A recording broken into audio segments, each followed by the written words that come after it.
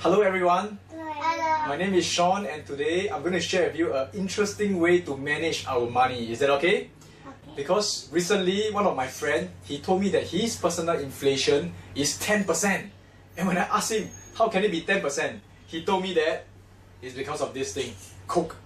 For him, he drinks Coke almost every day. And last year, when he bought Coke from the coffee shop, it cost him $1. But this year, he has to pay $1.10. That's why to him, his personal inflation is 10%. This is very interesting, but it is really very real. Because it doesn't matter what the report says, it matters how much we spend and how we spend it. So today, I'm going to share with you the 4 money cups and how we can allocate our income. I'm going to use the example of Coke as an income, since my friend is talking about Coke. And every month, when we get our income, how do we spend it? I'm suggesting that we're going to allocate it into the 4 different cups. The first cup, you can see, my friend loves Coke, for me I love coffee. And this is what I spend every single month. This is what I call the current cup. When I say current cup, it is what we need to spend currently. What do we need to spend this month? Now, so what do we spend on? Maybe we spend a bit on our transportation, or we spend a bit on our housing. What else do we spend on? We spend on maybe some toys for our kids, some education, and maybe some movies. Basically, these are the money that we spend. And once it is spent, what's going to happen to them? They are going to disappear. Why? Because this is a disposable cup, as you can see. So this is the first cup, what we call the current cup. Now, after we spend on the current, make sure we don't spend everything on this month's expenses. We need to save some for the other 3 cups. And what are the other 3 cups? The second cup, it is what I call the future cup. This is what we need to actually save up for our future goals. And you can see that I've been diligently saving. That's why you can see there's already Coke in the cup. Now, I want to save up for my children's education. I want to save up for my next dream holiday. I want to save up for maybe another education for myself. So these are the things that I will spend in the future. This portion is the basic portion when we talk about the future. Because if we save up money for the future, this money will be used when the future needs come. But is there a better way to do it? We should also learn to grow our money if possible. This is what we call investing. Now, what's going to happen in investing? What happens in investing is we take the money that we allocate for the future, we put them through an investment. And when we put them through an investment, if it's the correct investment, given time, what is going to happen? This money is going to grow and grow and grow, and voila!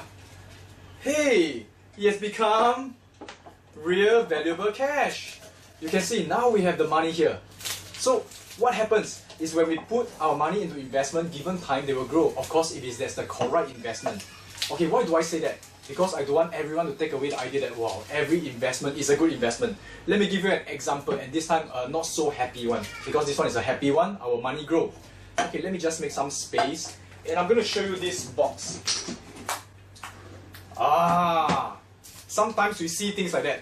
Wow, this is a guaranteed returns. There's no risk. Are there such investments around? I mean, we heard of such investments. But what is most importantly is we got to do our due diligence and not be too excited. I mean, I can be so excited. Wow, I'm going to make lots of money, you see. So what I'm going to do is I'm going to throw all my money into this investment and let's see what happens. If we don't do our due diligence, we throw our money into the investment just like this. What is going to happen is sometimes the money may just disappear. Oh no! Where did it go to? Well, unfortunately, in the real world, there are situations where investments are not really investments, so we got to do our due diligence. Now, we have talked about 2 cups, the current cup, the future cup. And my future cup is empty because I must do it in the right investments, remember? Okay, now let's talk about the 3rd cup. The 3rd cup, we have talked about the current, the future. The 3rd cup is what we call the unknown cup. These are things that we know we are going to spend this month. These are things that we know we are going to spend in the future. Now, this is a cup where we got to pour some money because there are some things that we just cannot anticipate. We don't know what's going to happen. It may be some emergency situations. You may need the money, maybe a friend is in need, or maybe your family members need some help. So we got to put some money aside. Sometimes it may be a very sad situation where you lose your job, you need transition. So you can have this cup to tie over the period. So you see, when an emergency comes, we can use this cup to solve the emergency. Okay? We can't use the future cup because the future cup may no longer be liquid. It may not be an investment that we can take out very quickly. And can we use the current cup? Remember the current cup, just now we already pour into it. Is there any more water inside? It seems like there is, but what happens? No, there isn't any more water because we already spent it, remember? There's no water inside the current cup. So, good thing we have our unknown cup, the emergency cup. Now, we have talked about the 3 cups. Let me move to the last cup. And my friends, if you want to be really, really rich, you got to pour into the last cup as well. And what is this last cup? This last cup is what we call not the current, not the future, not the unknown, but the beyond. Or what I would like to say as the eternal. For me, I want to accumulate treasures not just on earth. More importantly is beyond that, in heaven as well.